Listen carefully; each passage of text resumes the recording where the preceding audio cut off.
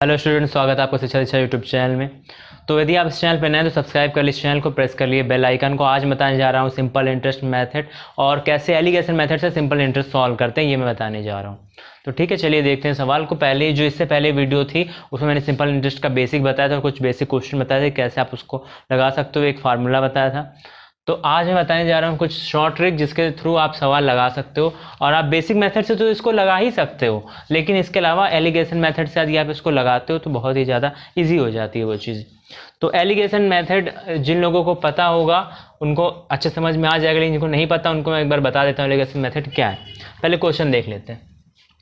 10,000 रुपये की एक राशि का कुछ भाग 8% वार्षिक दर पर तथा शेष 10% वार्षिक दर पर उधार लिया जाता है। यदि औसत वार्षिक ब्याज 9.2% हो तो दोनों भाग बताओ। वो दोनों भाग बताओ, ठीक है। ये एसएससी सीजीएल में आ चुका है। तो चलिए देखते हैं कि पहले एलिगेशन मेथड क्या होता है और कैसे होता है ये।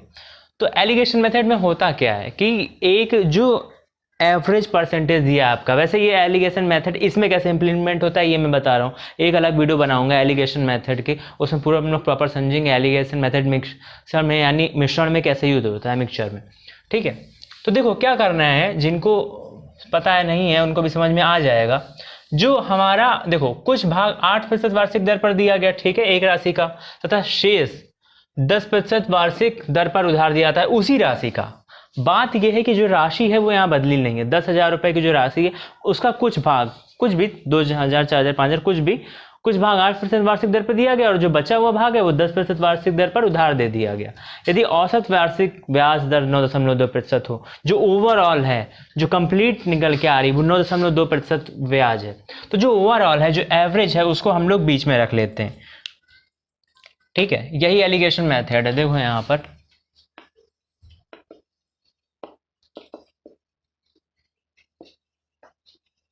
तो हम लोग एलिगेशन मेथड से देखेंगे कि कैसे होने वाला है। ओवरऑल कितना है, ओवरऑल बीच में है 9.2%, इसको हम लोग रखेंगे अपने मिडिल में।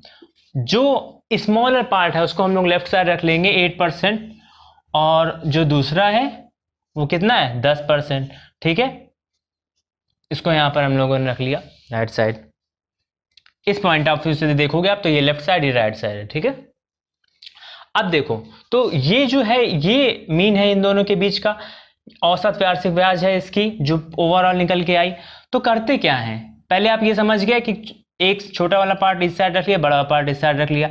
इससे इसको सब्सट्रैक्ट करो, जो आ जाए कितना आएगा, 10 से 9.2 जाएगा तो आएगा 0.8, ठीक। अब देखो इससे, अब ये बड़ा पार्ट है, इससे छोटा पार्ट सब्सट्रैक्ट करना है तो 9.2 से 8 सब्सट्रैक्ट होगा।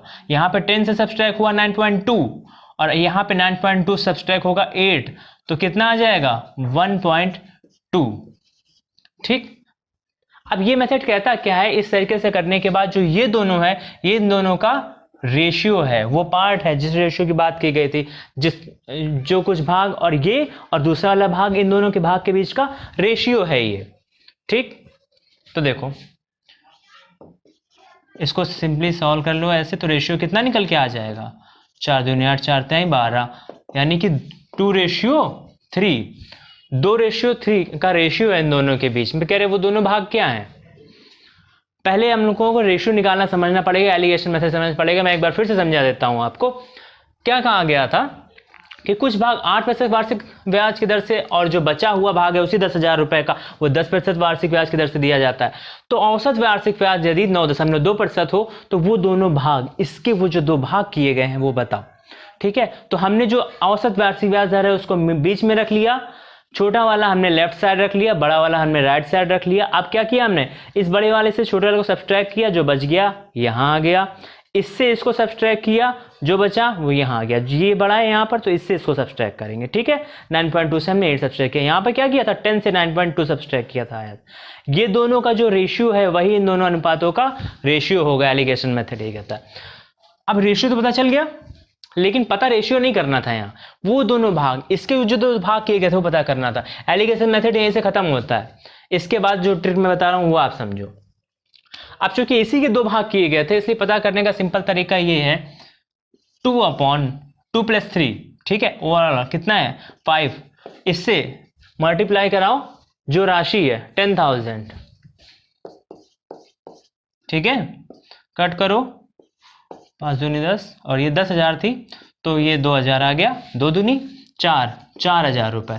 तो एक पार्ट कितना है इस 10,000 रुपए की राशि का, जो कह रहे हैं एक कुछ भाग 8% वार्षिक ब्याज की दर से दिया गया और कुछ बचा हुआ 10% वार्षिक दर, तो उसमें से जो कुछ भाग था, एक पार्ट था वो 4,000 रुपए, तो दूसरा कितना होगा, अपने आप 6,000 रुपए होगा, 10,000 का ही तो पार्ट था, 6,000 रुपए। Simple solve. ठीक, यदि आपको इसको सॉल्व करना होता नॉर्मल मेथड से तो भी आप सॉल्व कर लेते, कोई दिक्कत की बात नहीं।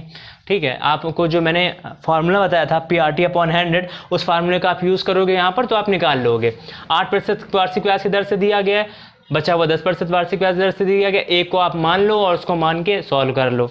ठीक है, माना हमने कि एक पार्ट x हो जाएगा, दूसरा पार्ट कितना हो जाएगा, 10,000 माइनस x हो जाएगा। ठीक है, और औसत वार्षिक ब्याज दी गई है, आप सॉल्व कर लोगे दोनों भाग को, आपका x की वैल्यू निकल आएगी तो दूसरा पार्ट निकल आएगा। ठीक है, x की वैल्यू उससे निकाल के कर लेंगे ये।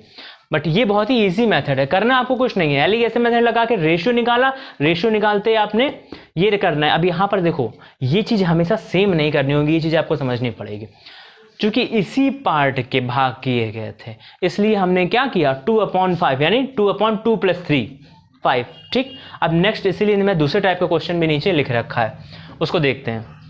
तो चलिए अब देखते हैं दूसरा क्वेश्चन, और ये क्वेश्चन है, राधा 7,500 रुपये किसी बैंक में 6% वार्षिक साधारण ब्याज से जमा करती है, वह कितनी अधिक राशि 10% वार्षिक दर से निवेश करे कि उसे कुल निवेश पर 8.5% दर से एक वर्ष में उतना ही साधारण ब्याज प्राप्त हो।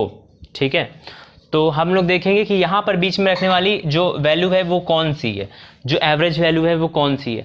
तो 6% वार्षिक ब्याज से दर से जमा करती है, कितनी और राशि जमा करे, ठीक है, कितना और पैसा जमा करे, 10% वार्षिक दर से निवेश करे कि उसे कुल निवेश पर जो ओवरऑल वो निवेश करेगी, जो ओवरऑल पैसा लगाएगी उस पर 8.5% दर से एक वर्ष में उतना ही साधारण ब्याज प्राप्त हो। ये इस तरीके से कि मान लो आपने कुछ पैसे 7,500 रुपये किसी बैंक में 6% वार्षिक ब्याज की दर से जमा कर दिया। ठीक है, आप ये कह रहे हैं कि आपको एक टारगेट था आपका, मान लो कि 4,000 रुपये एक ब्याज आपको चाहिए था। ठीक है, एग्जाम्पल है ये, तो आपने 6% वार्षिक ब्याज दर से जमा किया, आपको लगा कि इतना तो नहीं मिल पाएगा ब्याज जितना मुझको चाहिए था एक साल में। ठीक है, तो आपने और राशि जमा की, और वो कहाँ पे जमा की, वो 10% वार्षिक ब्याज की दर से जमा कर दी। ठीक है, तो वो कितनी जमा की कि ओवरऑल यदि एक बार में ही वो जमा करती इस दर पे यदि वो जमा करती तो उसको उतनी ही राशि प्राप्त हो जाती। ठीक है, एक बार में रुपया हो जाती, लेकिन वो आप क्या कर रही, और राशि उसको जमा करनी पड़ेगी। ठीक है, तब उसको पता चलेगा तो कितनी अधिक राशि उसको जमा करनी पड़ेगी। और ठीक है, तो हम लोग ओवरऑल की बात करेंगे, ओवरऑल जो औसत है वो क्या है जिसके बारे में बात की गई, वो 8.5% था। ठीक है, तो देखो यदि 8.5% या 8 से 1/2 है, इसको ऐसे भी लिखा जा सकता है 8 + 1/2। ठीक है, यानी कि 8 + 0.5 या 0.5। ठीक है, ये जोड़ देंगे तो 8.5 हो जाएगा, 8.5%। ठीक, तो इसको यानी 8.5 को ऐसे 8.5% लिख सकते हैं। ठीक है, सिंपल चीज़ है। तो अब देखते हैं कि क्या है, ये कैसे करना है। 8.5, ठीक, ये रहेगा बीच में, और जो मैंने बताया था जो छोटी वैल्यू है उसको आप रख दो लेफ्ट साइड, बड़ी वैल्यू को रख दो राइट साइड, 10%। ठीक,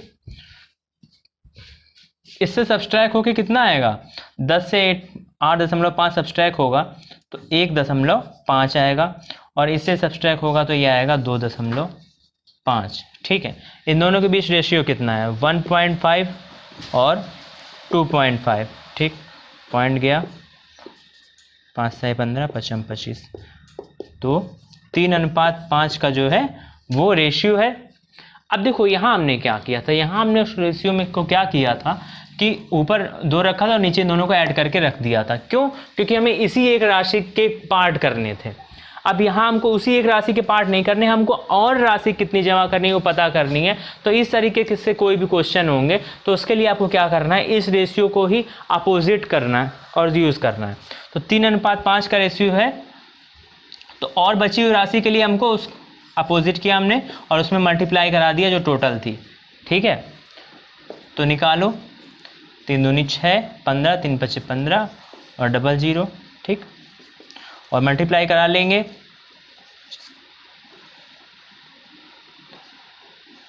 ठीक है। ये देखते हैं बाकी के 2 क्वेश्चंस। और ये क्वेश्चंस देखिए, सुप्रिया 3600 रुपये 9% वार्षिक दर पर 3 वर्षों के लिए तथा एक अन्य राशि 12% वार्षिक दर पर उतने ही समय के लिए उधार देती। यदि पूरी राशि उसे 11% वार्षिक दर से ब्याज प्राप्त हुआ तो कुल कितनी राशि उसने उधार दी। तो देखो, जैसा कि मैंने कहा था, वैसे बिना एलिगेशन के इसको कर सकते हैं, लेकिन ये कॉम्प्लिकेशन आ जाती है क्योंकि ये जो थोड़ा कैलकुलेशन होती है वो बढ़ जाती है। तो आप सिंपली वही चीज़ देखो जैसे मैंने बताई थी, पूरी राशि पर कितना है, पूरी राशि पर वो कह रहा है 11% वार्षिक दर से ब्याज प्राप्त हुआ हो, तो वो 11 जो है वो हम लोग रखेंगे बीच में, ठीक है। ये 11 को बीच में रखेंगे और क्या करेंगे, ये देखो कि कम वाला कौन सा है, प्रतिशत है, तो प्रतिशत ही होगा दोनों साइड। तो ये 9% है और ये 12%, तो यहाँ पर हम लोगों ने लिख लिया 9 और यहाँ पर लिख लिया 12। एलिगेशन में ये चीज़ होती है कि जो है वो हर जगह एक ही हो, जैसे कि आप कोई भी चीज़ की बात करो, रुपए है तो रुपए ही होगा, लीटर है तो लीटर होगा, तभी आप सेम क्वांटिटी घटा पाओगे एक दूसरे से। तो बस अब क्या करेंगे, 12 में से 11 जाएगा, कितना बचेगा 1, और यहाँ पर इसे जाएगा, कितना बचेगा 2। तो इन दोनों के बीच अनुपात कितना आ गया, 1:2 का अनुपात आ गया, ठीक है। अब क्या कह रहा है कि यदि उसे पूरी राशि उसे 11 तो कुल कितनी राशि उसने उधार दी। और यहाँ क्या कह रहा था, सुप्रिया 3600 रुपये 9% से 3 वर्षों के लिए उधार दी तथा एक अन्य राशि, यानी ये अन्य राशि के बारे में है, ये उसी राशि के बारे में नहीं, ये किसी दूसरी राशि के बारे में। तो अभी आपने पिछले क्वेश्चन में देखा था कि मैंने क्या बताया था, वही चीज़ यहाँ पर करेंगे। तो चूंकि किसी दूसरी राशि के बारे में, तो ये जो रेशियो है 1:2 का जो ये रेशियो आया है, ठीक है, इस रेशियो को पलट देंगे 2/1, 1/2 की जगह हमने इसको 2/1 कर लिया और इसका मल्टीप्लाई किसके साथ कर देंगे, पहली वाली राशि के साथ कर देंगे, ठीक है। तो कितना आ जाएगा 7200, ठीक। तो ये जो है ये क्या हो जाएगी, आपकी दूसरी राशि हो जाएगी। आपका क्वेश्चन हो गया, ठीक। देखो इतनी इजी हो जाती है ट्रिक, यदि आप सॉल्व करोगे, आप उस वाले मेथड से कर सकते हो, नॉर्मल मेथड से तो काफ़ी ज़्यादा टाइम लगेगा, ठीक। अच्छा आप देखो, एक व्यक्ति के पास जितने भी रुपए हैं, ठीक है, जितने भी हैं हमें पता नहीं, उसमें से कुछ राशि को 7% वार्षिक दर तथा शेष राशि को 12% वार्षिक दर पर, हालांकि ये देखो उसी राशि की बात कर रही जितने उसके पास हैं, इसमें 2 राशियां नहीं, ठीक है। यानी ये जो पहला मैंने क्वेश्चन बताया था उस क्वेश्चन के टाइप का है।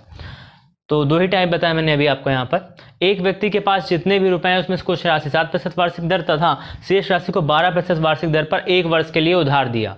यदि उसे कुल राशि पर 10.5% वार्षिक दर से ब्याज मिला तो पहले तथा दूसरे भाग का अनुपात क्या होगा। मैंने बोला जो कुल राशि है, ठीक है, जो टोटल एवरेज है उस एवरेज को रखते हैं बीच में। तो यहाँ पर आप क्या करोगे, 10.5 इसको रखा हमने बीच में, ठीक है। यहाँ पर लेफ्ट हैंड साइड छोटी वाली वैल्यू 7% यानी 7, और यहाँ पर कितना दूसरा है 12, ठीक है। सब्सट्रैक्ट करो कितना आएगा, तो देखो चाहे यहाँ सब्सट्रैक्ट करके दिखाते हैं जो लोगों को प्रॉब्लम है। 0.0 अपने मन से लगा लिया, 10.5 0.5 यहाँ से 1 जाता है तो यहाँ 10 हो जाता है, ठीक है। तो यहाँ पर भी बचेगा, कितना बचेगा 2 से अब 1 बचेगा, तो यहाँ पर 1 और यहाँ पर 0, तो यानी कि ये कितना है 1.5, ठीक। और ये कितना हो जाएगा, ये तो सीधा सीधा है, सब्सट्रैक्ट करोगे कितना हो जाएगा 3.5। इन दोनों के बीच क्या होता है, रेशियो होता है, तो 1.5 रेशियो डिवाइड करके निकाल लो, 5 से 15, 5 से 35, 3:7 का रेशियो आ गया।